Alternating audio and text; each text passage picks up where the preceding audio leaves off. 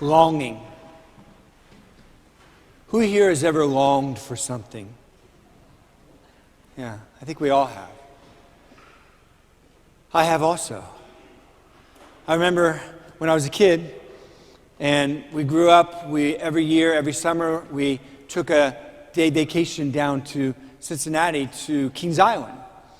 And I would always, in the weeks ahead of time, the longing inside of me would increase and increase until I got there. And when I got there, I'd just go crazy, run throughout the park and get as much fun and as much food in me as possible. Pizza and coney dogs and roller coasters, cotton candy and popcorn and roller coasters, and on the day would go. I remember once, it was at the end of the day, it looked like it ended up being the end of the day, my last ride. I went to, and I dragged my sister onto that ride that goes around and around and around like a centrifuge, right? And you're up against this wall, and all of a sudden the floor drops, and you're just hanging, by the G-forces on the wall. Well, that ride is from the devil. Because we're going round and round and round. All of a sudden, something is going on inside of me, and it ain't right, And all that food and fun makes its way up and out. But not on me, on everyone behind me. My sister and everyone next to them, right? At the end of that ride, they shut it down, and I am banned for life from that ride. I found out from a parishioner, we were comparing dates, and it was right around that time that ride closed forever.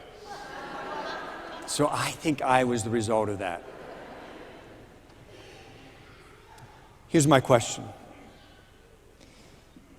Is it good for us that everything that we long for in this life, all the things that we long for, good and bad, and even longing for God to have Him fully, is that good for us in this life? I want you to close your eyes. And I want you to think about something that you're longing for or have longed for in the past. Maybe it's something that eventually got filled or faded away, or something that's really deeply you're longing for right now. It could be, about your children or grandchildren. It could be about a job, this perfect job you want, or you want it to be better, or the house, it's just not right and you want it to be better. Or it could be about your health. It could be simply about having happiness. Take some time to think about that. And as you do that, I want you to remember the aching in your heart for that thing that you long for to be fulfilled.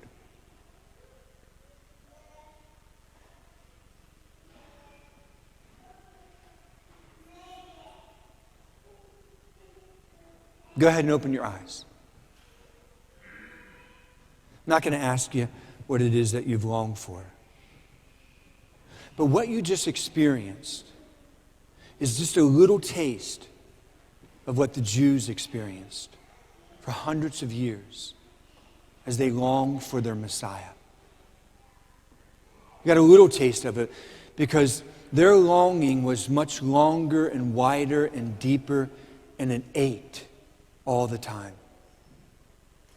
Especially when you consider the background. First of all, that God, over and over through the prophets, as the Jews are going just through some terrible things in their lives, He comes to them and He promises and He renews His promise and renews His promise that He is going to send a Messiah, a Redeemer, a Savior. Now, I know the Jews had all kinds of ideas by the time Jesus came of who the Messiah was. Some of them were right and some of them were not right. But they longed for the Messiah, a deliverer, one who would make it right. And that background is a difficult one because the Jews, as we know from the history, man, they went from nation after nation after nation occupying them. you could gain just some perspective if a foreign power came into our nation and took us over and suppressed every aspect of our lives and just changed everything that was normal to us. And we lived our lives longing for deliverance. And God was saying, I'm going to deliver you.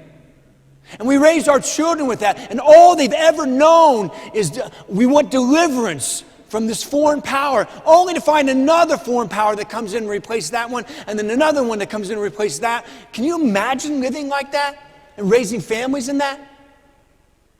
That's what the Jews were experiencing.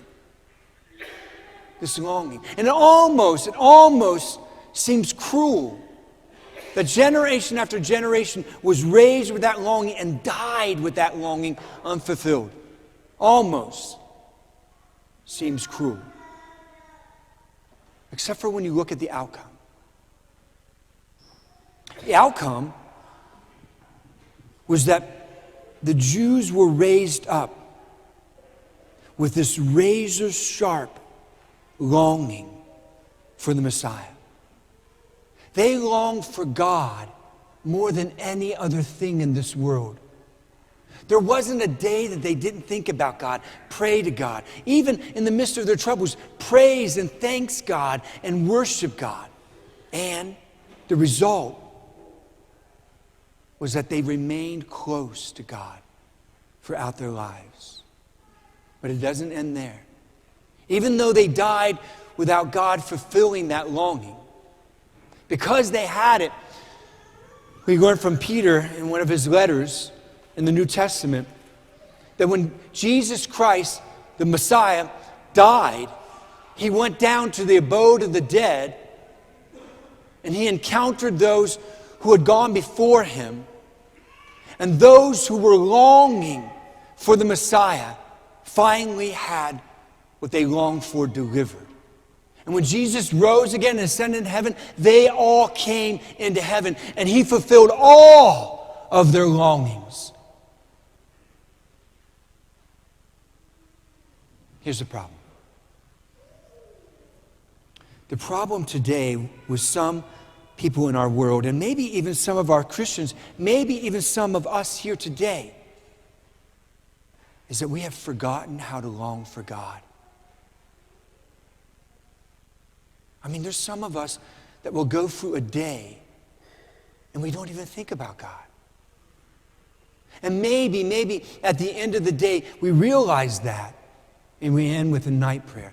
But maybe also we go through that day and don't realize it, and we have finished our day and put our head upon a bed and a pillow, and we never once thought about God that day. And maybe there's some of us that go through days like that, or weeks or months like that. And we certainly probably know people that are close to us and who are dearly loved by us who go for years without longing for God. And that's a problem. What to do with that? I think we get our answer here in today's gospel in Luke 3, not from Jesus, but from John the Baptist. Remember that John the Baptist is the last of all the prophets. He's also, like all the Jews, spending his entire life longing for the Messiah. Now, we know he knows who the Messiah is. It's Jesus, his cousin.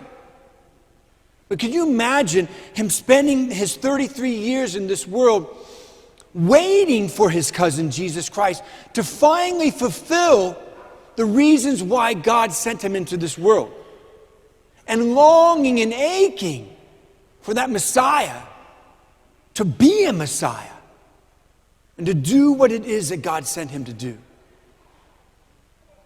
There wasn't a day in John's life when he didn't think about God and his promises, when he didn't think about the Messiah and long and have a passionate desire for God to bring fulfillment to his people. And in fact, that's what kept John close to God. And it's what kept him from dispersing his longings among all of the things and the activities of this world that we can set and do set our hearts upon. And here's the other thing. Even though John the Baptist died before he saw the fulfillment of what he longed for, because he longed for that, he discovered why he was in this world, what his purpose was, and he was able to fulfill it. He heralded the coming of the Messiah. He prepared the way for the coming of the Messiah simply because he longed for that Messiah. And the same can happen for you and I, who sometimes go for our days not longing for him, and go through life forgetting to long for him, and setting our hearts on all kinds of other things that we long for, good and bad.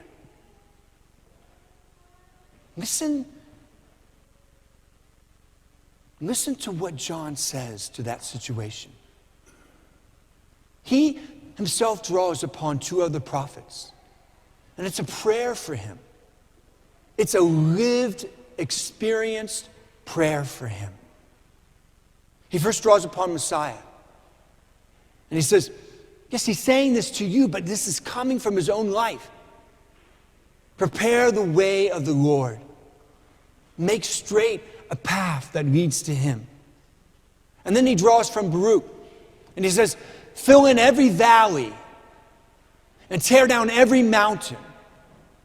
And if you do, then in your flesh you will see the Son of God. In your flesh, he says, in your flesh you will see the salvation of God. John lived this prayer. So let's break it down. Prepare the way of the Lord, make straight a path that leads to him. What he's saying is have that razor sharp, uninterrupted, unobstructed view of God in your life every day. And the way that you prepare a way for him and make a straight path for you to go to him and for him to get to you is to allow him to fill in every valley in your life. Because here, we go through hard times in our lives, all kinds of hard times in our lives and the lives of our loved ones. And it can lead to sadness and depression and all kinds of other darkness. And it can also be the temptation for us to exit a relationship with God because God is not fulfilling everything that I set my heart upon. And he's saying, let God fill in those valleys with his presence, even if he doesn't fulfill what it is that we're longing for. And then what that does is makes a level path by which we can get to God and God can get to us. But then he doesn't stop there. He says, and let every mountain that we are on, because mountain experiences are when everything is going hunky-dory in our lives and we're up on this mountain and we don't ever want to, we get stuck on the mountain. And we want all of life just to be filled with only goodness. And what we end up doing in that mountain experience is that we go from one thing to the next that satisfies us temporarily, and then we go to the next thing that satisfies us, and the next thing that satisfies us, and the next thing that satisfies us. It could be Netflix shows, it could be Amazon Prime shows, it could be our video game, it could be this person, it could be this activity. And we just spend our lives distracted from the one thing that we should be longing for most, and we get temporary satisfactions, and we end up never longing for anything really significant in this life.